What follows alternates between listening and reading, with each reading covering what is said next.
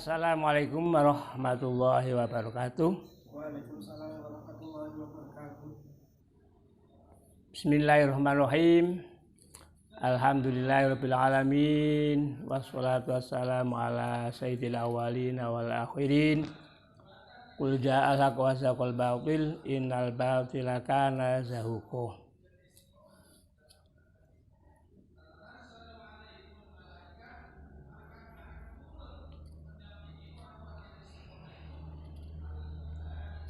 Ya hadirin, apa hadirat? Rahimakumullah. Kali ini kita bersama-sama akan mengkaji dalam rangka mengisi kegiatan kita yang sudah berjalan selama ini dengan istilah ngaji ngopi. Untuk saat ini kita mengangkat tema tentang ibadah kurban, gitu ya.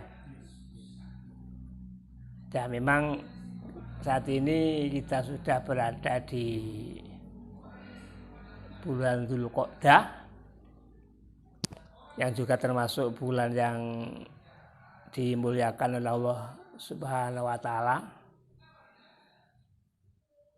Sudah ada di hari-hari terakhir, kurang beberapa hari lagi kita sudah memasuki bulan Dzulhijjah.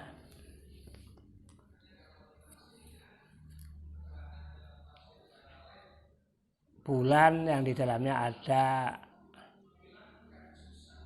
pelaksanaan ibadah haji, maka dikatakan bulan Dzulhijjah.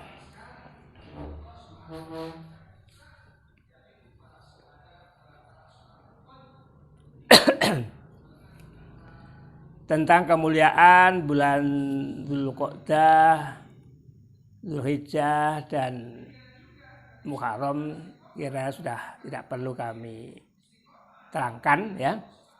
Langsung saja kepada tema yang perlu diangkat saat ini adalah tentang ibadah kurban yang akan dilaksanakan oleh umat Islam sedunia pada bulan Dzulhijjah. Tepatnya nanti pada tanggal 10 Dzulhijjah, tanggal 11, 12, dan 13. Jadi waktu ibadah kurban itu dalam satu tahun hanya ada 4 hari. Tanggal 10 Dzulhijjah, kemudian hari-hari tasyrik berikutnya, tanggal 11, 12, 13. Nah, sudah selain itu sudah tidak ada lagi, ya, 4 hari itu.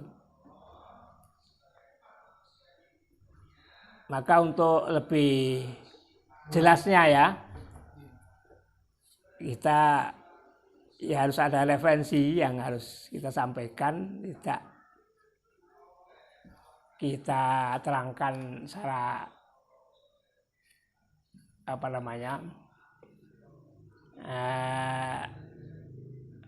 keterangan tanpa ada kitabnya. Jadi untuk lebih mantapnya kita baca kitabnya, ya. Kali ini kita baca kitab namanya Kifayatul Ahyan sampai kepada faslun al-udhiyatu. Nah, kita baca kitabnya, kita maknani, ya. Kalau kebetulan ada yang bawa kitabnya bisa mengikuti maknani. Utawi iku fasal al-udhiyatu utawi kurban iku sunnatun sunnat. Al-udhiyatu utawi ibadah kurban, utawi kalimat al-udhiyah bitasdidil ya'i kelawan tasdidil ya'. wa utawi udhiyah iku ma barang yudbahu kang den beleh apa ma bayane minan naami saking raja kaya takoruban krana digawe marek ilallahi maring Gusti Allah yaumal idi ing dalam dina raya wa ayyamit tasyriki lan pira-pira dina tasyrik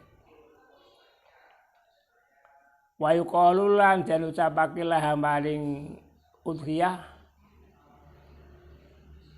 apa dhuhyatun atau dhuhyatun. Jadi udhiyah bisa disebut dhuhyah. Wal aslu utai kang asal fiha ing dalam udhiyah qabla ijma'i ing dalam sadurunge ijma' mupakate ulama iku qaulu ta'ala dawe Allah ta'ala wal budna ja'alnaha lakum min sya'irillahi wal budna lan ing unta ja'alnaha ndadekaken ingsun ing budnu lakum maring sira kabeh min sya'irillahi saing pira-pira syiare Allah al ayah wa qauluhu subhanahu wa ta'ala lan dawe Allah subhanahu wa ta'ala wa sholli li rabbika wanhar wa sholli mongko salat sira li rabbika krana pangeran sira wanhar lan beliau sira al masyhuri ngatasi kang luwih masyhur wa ghai dzalika lan yani mengkon-mengkon kabeh wa ya udhiyah iku sunnatun muakkadatun sunnat muakkadah wa syiarun lan syiar utawa tetenger dhahirun kang pertelo yang bagi sayukjo liman kedue wong kodaro kang kuwasa sapa man alih ngatasi udhiyah apa ayu hafidho ing yen to ngreksa sapa man alih ing ngatasi udhiyah wa zapalan bicara sapa malikun Imam Malik rahimahullah taala ila wujubiha maring wajib udhiyah wa qalan dawu sapa Abu Hanifah radhiyallahu anhu tajibu wajib apa udhiyah al mukimi ngatasi wong kang mukim bil balati ing dalam negara al musiri kang sugih wa za utaiki mukim iku aladi wong yang miliku kang miliki sapa mukim tolali isoban ing sak nisab wa da'wal wujubi utawi dakwa wajib iku mamnuatun dan cegah utawa den cegah bisunati kelawan hadis asyarifati kang mulya Tapi Tirmidzi mongko ing dalam hadis Imam Tirmidzi annahu satune Kanjeng Nabi alaihi wasallam iku kala dawuh Kanjeng Nabi Umir tu diperintah ingsun an-nakhra ing beleh bahwa utawi nahar iku sunnatun sunnat laku maring sira kabeh wa as rohalan mertelaken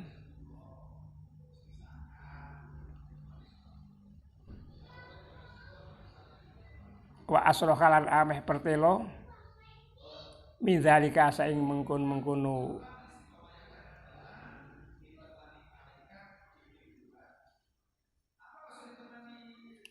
dawe Imam Tirmidzi apa mabawarang apa mahadis rawa kang wusita sapa Ad-Daraqutni Imam Daraqutni kutiba diwajibake alaya ing atas ingsun apa an-nakhru beleh walaisalan ora ana apa an-nakhru iku biwajibin kang wajib alaika ing atase sira kabeh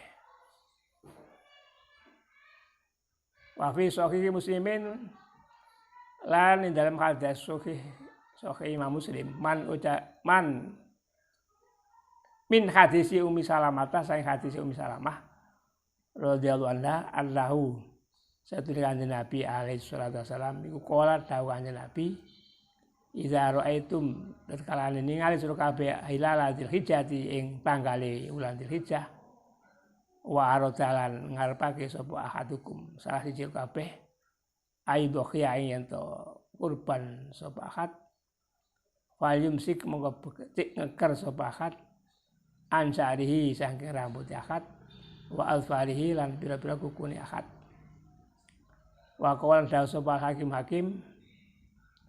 wa hadis iku ala syartil Bukhari ing atas syarat Imam Bukhari.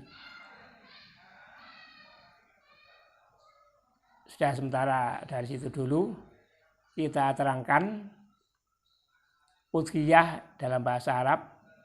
Udhiyah ada tasdidnya adalah sesuatu yang disembelih dari binatang ternak ya.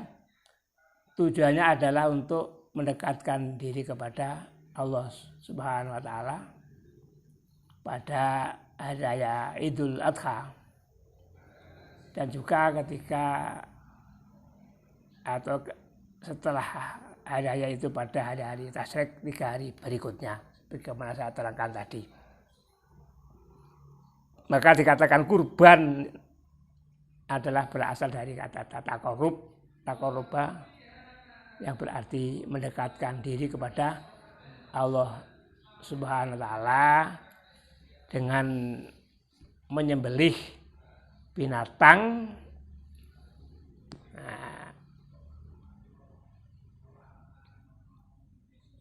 adalah tujuannya untuk mendekatkan diri kepada Allah Subhanahu wa ta'ala. Jadi melaksanakan pengorbanan ya, karena agar bisa mendekatkan diri kepada Allah Subhanahu wa ta'ala, yang mana asal usulnya kalau diterangkan adalah berasal dari ceritanya Nabi Ibrahim yang diperintahkan oleh Allah Subhanahu wa ta'ala untuk menyembelih putranya yang disayangi bernama Nabi Ismail. Tentunya adalah untuk menguji kepada Nabi Ibrahim sampai di mana ya pengorbanannya di dalam rangka mentaati perintah Allah ya. Kan berdasarkan perintah Allah dalam mimpi Nabi Ibrahim bermimpi yang intinya supaya menyembelih putranya. Diuji keimanan Nabi Ibrahim sampai di mana keimanannya ketika anak kesayangannya ini menyembelih. Lebih cinta mana Nabi Ibrahim dengan anaknya atau lebih cinta kepada Allah Subhanahu wa taala ini. Tentunya kalau lebih senang cinta kepada anaknya, lebih sayang kepada anaknya, maka ketika Allah perintah menyembelih tentu ya tidak menuruti ya.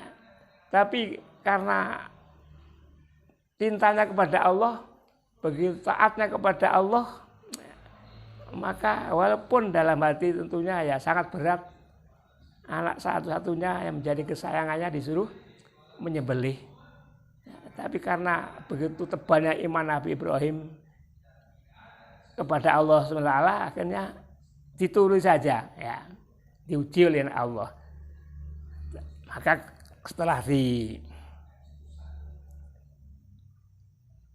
dilaksanakan apa perintah Allah tadi, maka akhirnya oleh Allah pun juga tidak tega kalau Nabi Ibrahim harus menyembelih anaknya, maka digantilah Nabi Ismail dengan domba yang begitu besar ya, yang mana domba itu ceritanya juga hasil daripada pengorbanan juga yang didatangkan oleh malaikat Jibril dari surga sebagai pengganti dari Nabi Ismail. Ini dulunya juga domba kurban, yaitu kurbannya Habil pada waktu Nabi Adam. Nabi Adam punya putra 2 namanya Qabil dan Habil. Keduanya diperintah oleh Nabi Adam untuk mengeluarkan zakatnya. Nabi siapa? Putranya Nabi Adam yang Habil itu pekerjaannya adalah beternak kambing. Sedang Qabil ini bercocok tanam ya. Nah, maka keduanya diperintah untuk mengeluarkan hasil tanamannya atau hasil ternaknya. Kalau kebetulan Habil ini beternak, ya harus sebagian dari ternaknya untuk dikeluarkan sebagai zakat untuk membersihkan hartanya berupa ternak, disodakohkan atau nah gitu ya. Sementara yang Qabil nah, juga seperti itu, hasil tanamannya padi ya seperti harus dikeluarkan seberapanya gitu pada saat itu untuk dizakati. Nah, setelah seperti itu dibuktikan kalau zakat itu diterima oleh Allah, maka akan diangkat oleh malaikat Jibril. Kedua-duanya. Begitu Habil menyodakohkan atau diletakkan ditaruh di mana, maka domba tadi hilang begitu saja, ya, diangkat oleh Jibril ke surga. Sementara padi yang karena dia ikhlas ya, jadi terpaksa Qabil menyodakohkan dalam kondisi tidak enggan untuk mengeluarkan karena terpaksa ya harus dikeluarkan, tapi dipilihkan yang buru-buru itu ya kapak-kapak bukan padinya, akhirnya terbakar ya, terbakar. Jadi nah itulah kemudian domba milik Habil yang saat itu dibuat zakat itu kemudian diwujudkan ketika pada masa Nabi Ibrahim untuk sebagai ganti Ismail yang akan disembelih. Nah, itu sekilas cerita seperti itu. Kemudian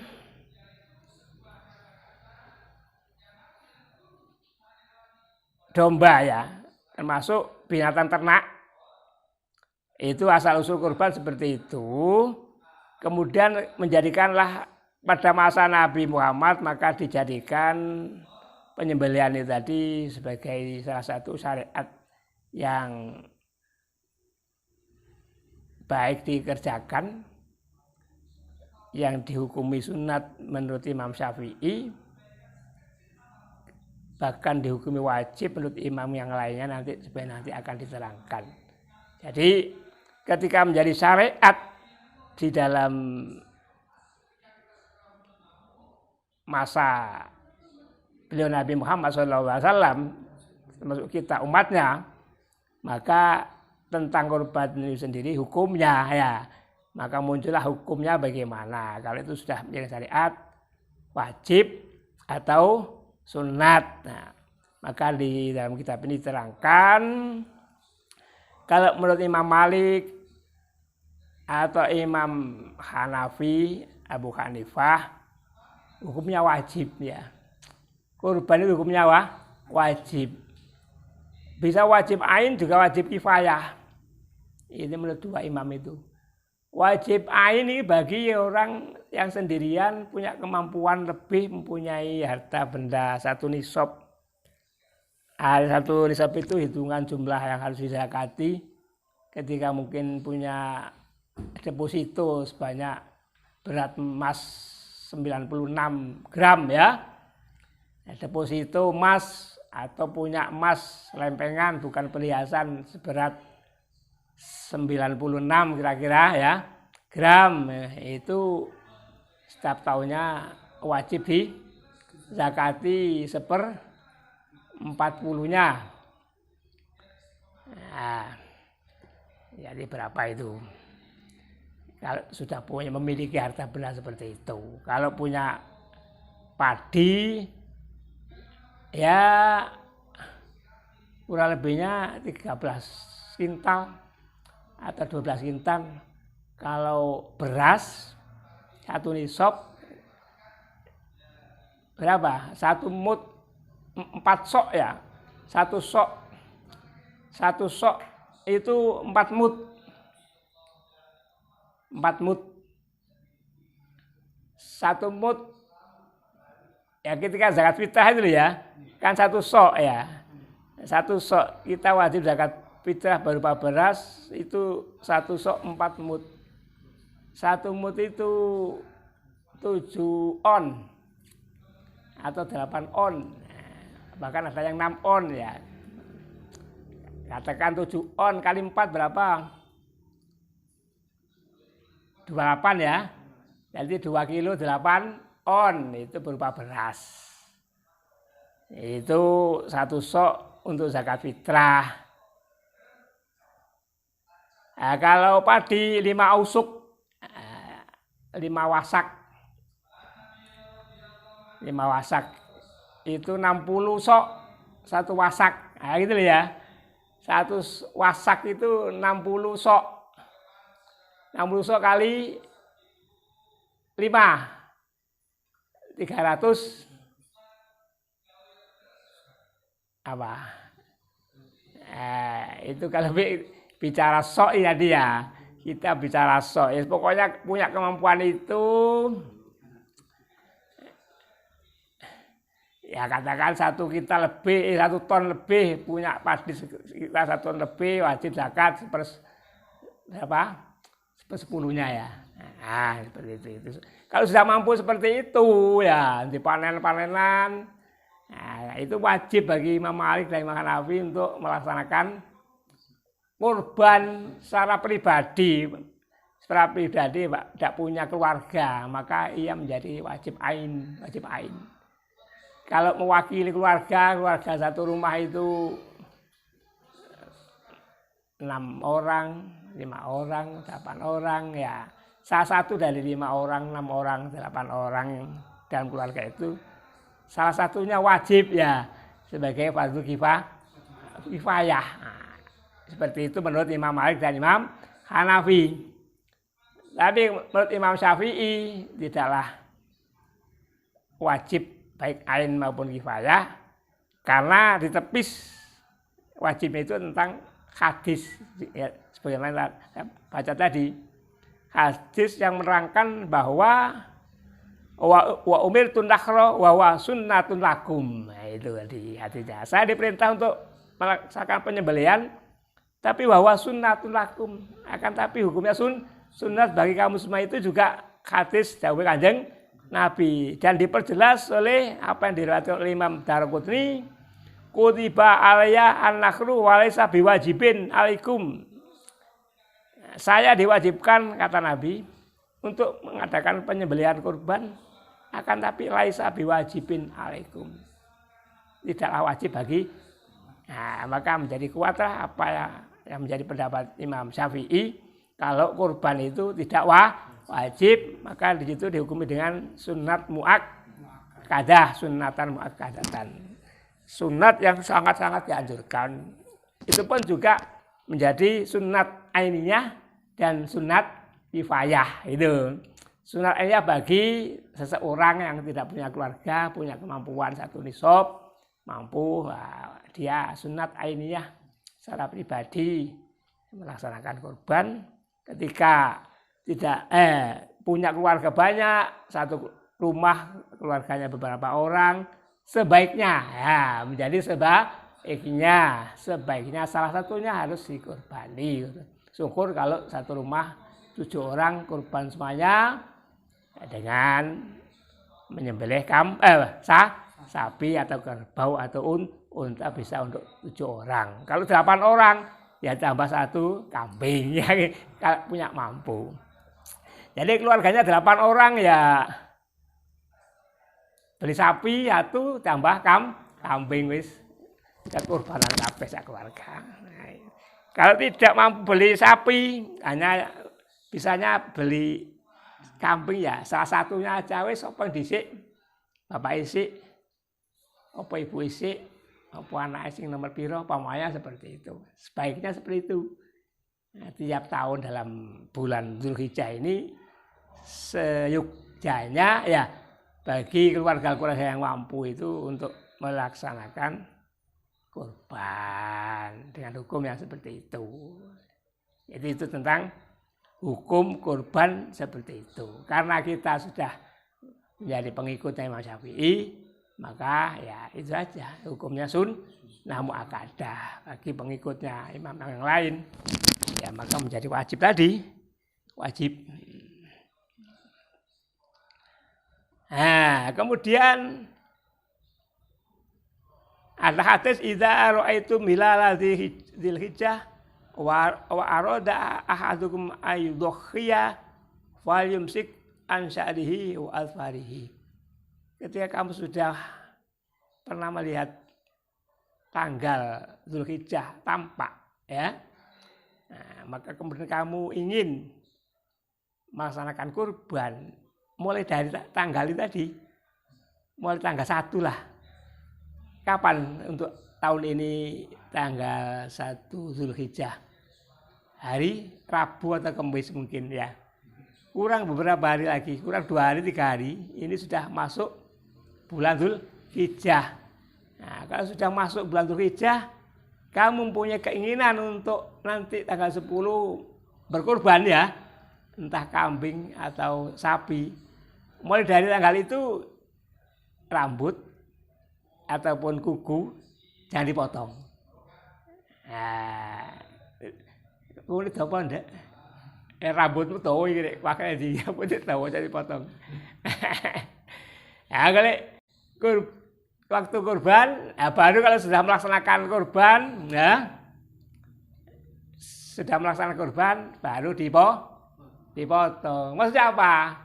Biar kuku maupun rambut dibiarkan itu ikut menyaksikan, ikut sebagai saksi bahwa kamu telah melaksanakan kurban. Saksinya ini kuku saya tidak ada potong, rambutnya ada potong nanti di sini.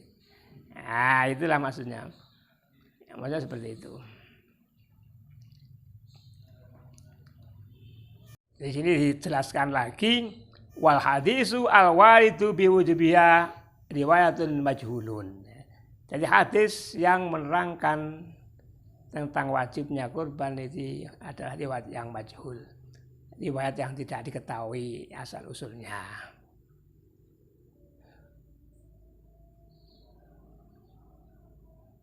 Idza arta hadza fatabiyatu sunnatun alal kifayah. Idza fa'alaha wahidun min ahli bait ta'ata anil kulli haqqus sunnah. Wala taraka al bait kuriyalahum dzalika. Wal mukhatabu biha al-khuru al-qadiru. Jadi hukumnya sunat muakkadah dengan adanya penjelasan hadis di depan tadi, maka kesimpulannya idza arafta hadza fatabqiyatu sunnatun ala kifayah. Idza fala wahidun min ahli baitin ta'adda anil kulli haqqus sunnah. Walau taraka ahli baitin kuriya lahum dzalika. Wal mukhatabu biha al-khurru al-qadiru. Jadi dengan penjelasan hadis-hadis di depan tadi, maka kesimpulannya adalah kurban hukumnya sunat alal kifayah. Sunat kifayah artinya ketika salah satu dari ahli bait ini sudah ada yang menjalankan kurban, maka sudah bisa mewakili mendatangi haknya sunat bagi yang lain yang tidak kurban itu sudah ikut yang salah satu yang kurban tadi. Ketika salah satu dari ahli bait ada yang mampu tidak melaksanakan kurban, maka ahli bait seluruhnya adalah hukumnya makruh ya, kurang baik saja. Nah, yang dikhitobi ini, yang dianjurkan ini bagi siapa ya? Yaitu al-qadir, al-khur. orang yang mampu, maksudnya yang mampu dan merdeka, bukan budak, bukan hamba saya budak, bukan. Sekarang sudah tidak ada budak, ya gampangnya yang mampu sajalah. Kalau tidak mampu, yang tidak mampu, apalagi untuk korban yang tidak mampu untuk makan sehari-hari saja masih perlu mencari dapat dimakan, cari lagi bisa dimakan, tidak sampai untuk beli kurban. Nah, kalau yang punya kelebihan, nah, sebaiknya ya kurban sebaiknya. Gitu. Ketika tidak ya makruh ya, mampu nggak kurban ya hukumnya makruh gitu. Qala Mawardi wal imami ayudhya anil muslimin min baitil mal. Wala juzu anil mayyiti al asokh ila ayusya biha. Naam tajuzu aniyabatu anhu fima ayyanahu binazrin qabla mautihi wallahu alam. Nah, lanjutnya menurut Imam Mawardi sebaiknya ketika di desa itu kok sama sekali tidak ada kurban, maka imam kalau atau pimpinan umat Islam yang ada di daerah itu harus berkurban. Padahal imamnya yo melarat ya kan duwe. Ya, diambilkan dari uang kas, uang Baitul Mal. Sekarang data uang Baitul Mal ketika mungkin yang ada di desa-desa itu, di desa karanganlah katakan banyak jamaah punya kas ya. Nah, Payunegoro punya kas, Malam Rebo punya kas, mari terus Malam Selasa jamaah punya kas itu. Ketika di desa itu blas kalau si kurban ya. Nah, kalau kurban sama sekali. Wah, ya apa iki mosok gak kurban? Wah, urunan kas-kas itu dikoki sekiranya kena kayak ele ya. Itu. Nah, ya gentenan sapa ngono sing dikurbani ya mben tahun ngarep sapa ngono. Ya iki jamaah wong 7, jamaah Payunegoro 7. Mben jamaah umpamanya seperti itu umpamanya. Jadi ketika sama sekali tidak ada kurban itu dengan cara seperti itu karena sekarang tidak ada Baitul Mal, kas negara itu ya. Nah, kayak begitu. Nah, kemudian mayit sekarang ya, orang yang sudah meninggal dunia ini biasanya dikurbani juga. Beli sapi untuk 7 orang, bapak mbok bayi kadang ya. Terus dia yang kurban dengan istrinya, suaminya. Luru, bapak mbok papat, bayi luru 6 ya, sama anaknya situ itu. Nah, ini bayi wis gak ono sanis mati kan, almarhumah. Kakeknya almarhum, neneknya almarhumah. Nah, ini bagaimana ini? Kurban untuk orang sudah meninggal dunia itu tidak sah. Jadi kurban itu bagi orang yang hidup. Kecuali kalau nazar atau wasiat. Ketika masih hidup, kakek nenek pernah aku mbelek mati, sampai saiki urung kurban. Jadi mbelek aku sampai mati urung kurban, mbene kurban ono ya. Utawa sawah di kono kok dolen kan tuku sapi. Jadi begitu menjadi sah. Menurut ini keterangan yang asli seperti itu.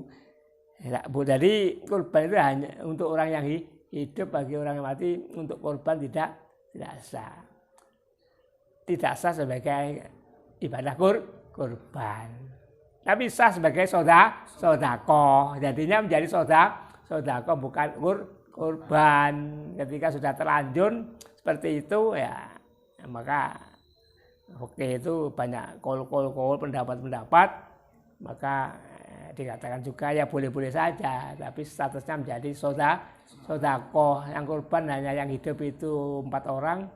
Yang 3 orang karena sudah meninggal dunia menjadi sodako. Jadi seperti itu. Atau juga dikatakan kurban tapi diibaratkan sebagai sodako ya. Ya maunya macam-macam kol. bisa juga sah sebagai korban dijadikan sebagai samakan sebagai sedekah. Ada yang mengatakan ya sedekah saja tidak korban. Nah, pendapatnya dua. Orang sing ngarani ya korban padha karo sedekah. Orang sing ngarani kudu korban iku ya sedekah. Jadi ketika sudah terlanjur seperti itu, ya pada umumnya seperti itu. Maka ya seperti itu caranya ya. Jadi ini sedekah ambil korban. Ada ya yang lainnya enggak sah ya enggak usah. Nah, ya kasihan ya kadang wis itu kok sapi baru ganti dibeleh rono ganti yang lainnya ya. Kayak terus noai ganjarane sedekah bukan ganjaran korban. Mungkin beda. Pahala korban sama pahala sedekah mungkin Allah akan tidak menyamakan, tidak disamakan mungkin ya. Kayak korban mungkin nanti bisa naik sebagai kendaraan. Tapi kalau sedekah cuma oleh pahala saja. Kayak melok numpak. Kira-kira ya. Ya sekarang waktunya habis. Jadi sementara sampai di sini ya. Nah, ada kurang lebihnya mohon maaf. Kita akhiri. Ihdinas siratal mustaqim. Assalamualaikum warahmatullahi wabarakatuh.